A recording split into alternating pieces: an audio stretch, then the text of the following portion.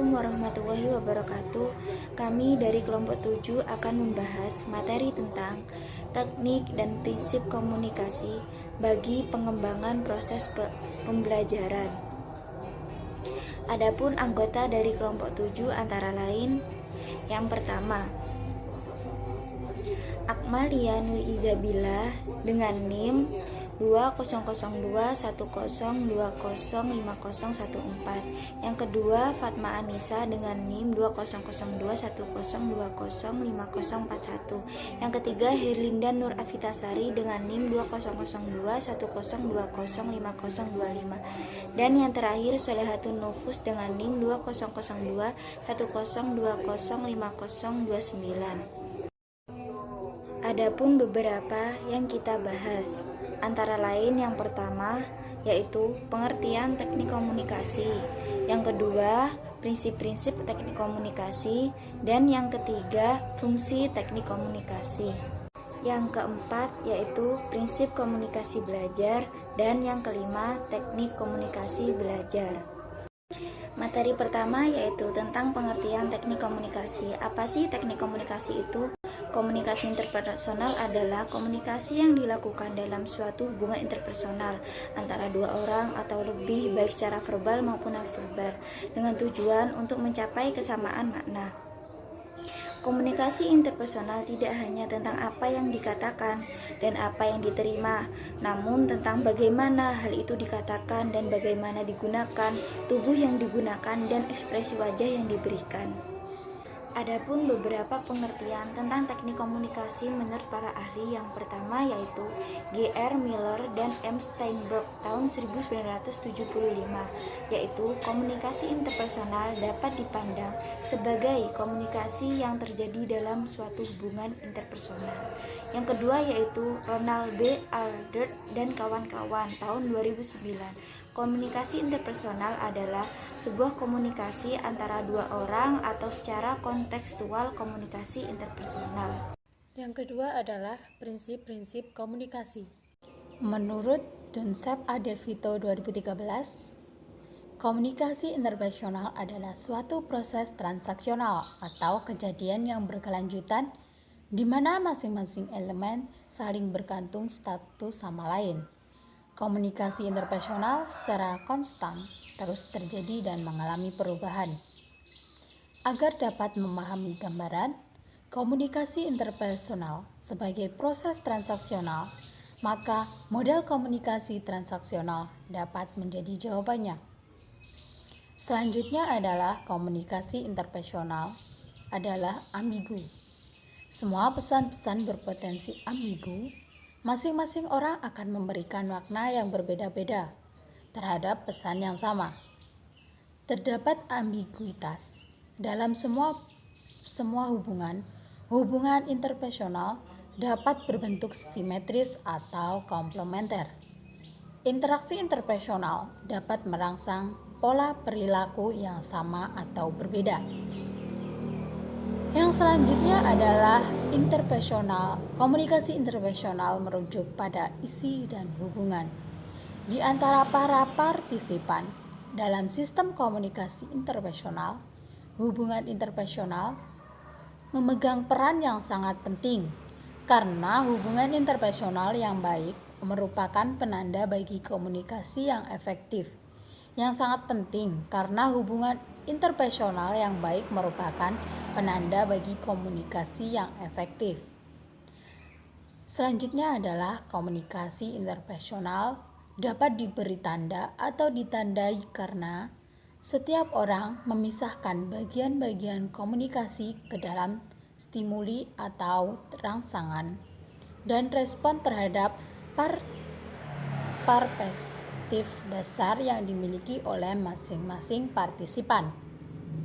Selanjutnya adalah komunikasi interpersonal tidak dapat dihindari, tidak dapat diulang, dan tidak dapat diubah. Ketika berada dalam sebuah situasi interpersonal, kita tidak dapat berkomunikasi dan kita tidak dapat mengulang secara tepat sebuah pesan yang spesifik. Fungsi komunikasi. Yang pertama, komunikasi sosial. Fungsi komunikasi sebagai komunikasi sosial mengisyaratkan bahwasanya komunikasi penting untuk membangun konsep diri kita, aktualisasi diri, kelangsungan hidup untuk memperoleh kebahagiaan dan terhindar dari tekanan pembentukan konsep diri. Komunikasi sosial merupakan komunikasi yang dilakukan sebagai bentuk pemenuhan diri untuk merasa terhibur, nyaman, dan tentram. Yang kedua ada komunikasi visual.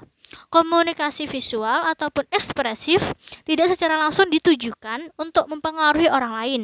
Namun, dapat terjadi sejauh komunikasi tersebut menjadi instrumen dalam menyampaikan perasaan emosi kita.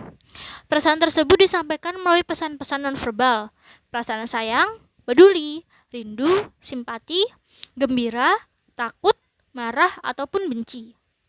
Nah, dapat juga disampaikan melalui kata-kata. Namun, dapat tersampaikannya pula melalui perilaku nonverbal. Yang ketiga ada fungsi komunikasi ritual. Komunikasi ritual sering dilakukan secara kolektif. Suatu komunitas sering melakukan upacara-upacara berlainan sepanjang tahun. Dalam kegiatan-kegiatan tersebut, orang-orang mengucapkan kata-kata dan menampilkan perilaku yang bersifatnya adalah simbolik. Yang keempat adalah fungsi komunikasi instrumental.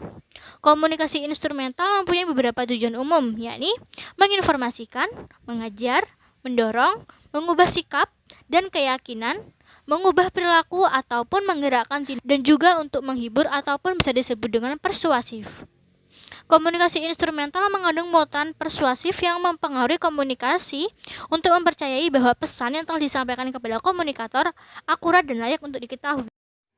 Pembahasan yang keempat yakni prinsip komunikasi belajar.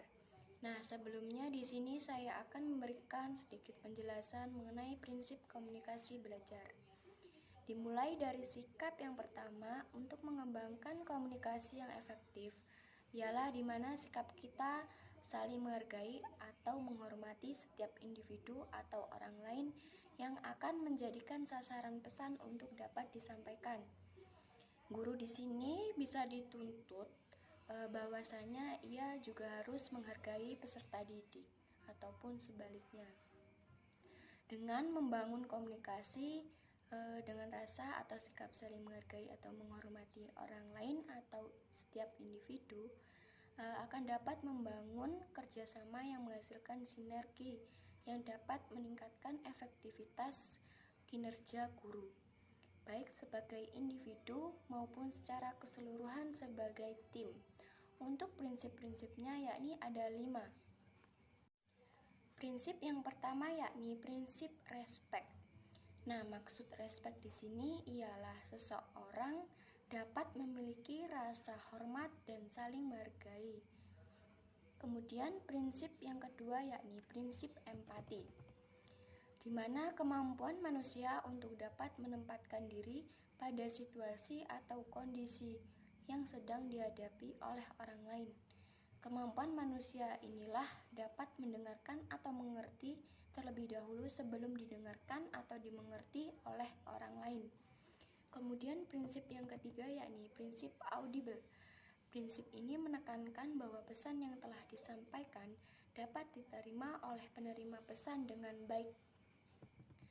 Nah, prinsip ini menekankan pada bantuan alat media audiovisual. Kemudian yang keempat yakni prinsip clarity. Prinsip clarity ini memiliki arti kejelasan dari isi pesan tersebut. Nah, dengan memiliki kejelasan dari isi pesan tersebut, supaya tidak menimbulkan multi-interpretasi atau berbagai macam penafsiran. Dengan menerapkan cara seperti ini, bahwasanya peserta didik tidak menganggap lagi proses pembelajaran sebagai formalitas.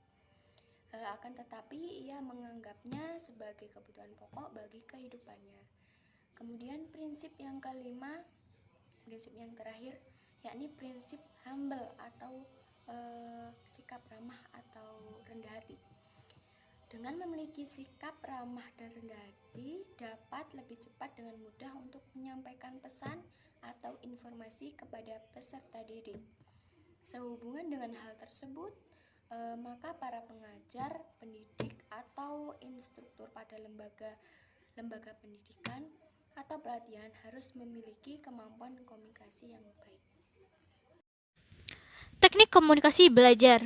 Yang pertama, teknik komunikasi informatif. Dilihat dari kata informatif ataupun informasi, dalam hal ini para guru dapat menyampaikan informasi kepada peserta didiknya dengan memperhatikan isi dari pesan yang akan disampaikannya.